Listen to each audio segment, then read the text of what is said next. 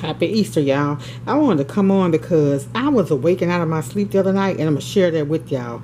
And I just started jotting down what came to me. But I want to tell you, I was wanted to read about the resurrection this morning. I went and got my student life Bible. And it's the student Bible with notes by Phillip, Yancey, and Tim Stafford. And it's the New Revised Standard Version. So here's what it says. It said, a catastrophe sent from God. Sodom, a city that earned destruction. Should a catastrophe be read as a punishment from God? Do floods, famines, earthquakes come because God is angry? The Bible answer is sometimes and sometimes not. In Genesis, several catastrophes seem to just happen. They were not a punishment or a warning, though God used them to advance his plans. These included several famines, such as the one that brought Joseph to power in chapter 41, a war, chapter 14, a rape, chapter 34. But a few catastrophes God took full credit for, like the one at Sodom and Gomorrah. As usual, the Bible shows little or no interest in telling us the scientific facts about the destruction. What is a volcanic eruption? The Bible doesn't say, and the area, now apparently at the bottom of the Dead Sea, cannot easily be investigated. The Bible stresses not how it happened, but why. Gang rape. Sodom was a wretched place. The whole town saw the coming of strangers as a chance for homosexual gang rape. Sexual violence was not the town's only problem. Ezekiel 16:49 says that Sodom had pride, excessive food, and prosperous ease, but did not aid the poor and needy. God would have let the city stand if Abraham could have located just 10 righteous people.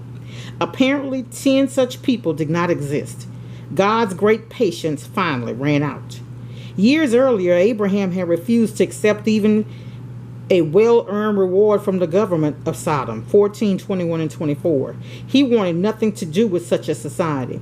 But Lot had chosen the path of prosperity, the easy and successful life on the fertile plain near Sodom.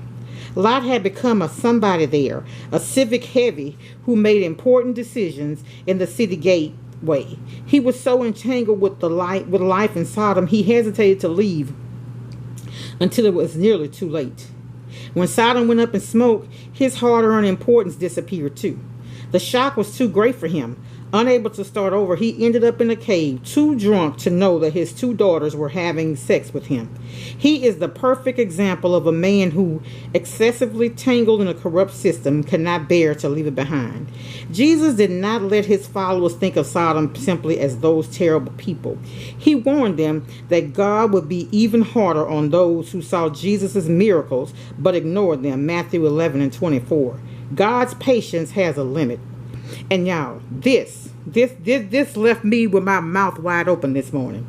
And the life questions are any catastrophes of our time punishments from God? And how would you know? And it says here, have you anyone else here, sons-in-law, sons, daughters, or anyone you have in the city? Bring them out of the place, for we are about to destroy this place. That's 19, 12, and 13. And so, y'all,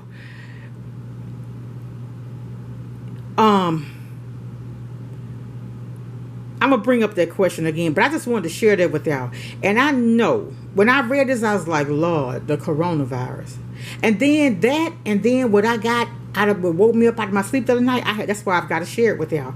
And I'm going to come right back. I'm going to read this last thing here and tell you what I came up with. I'll be back.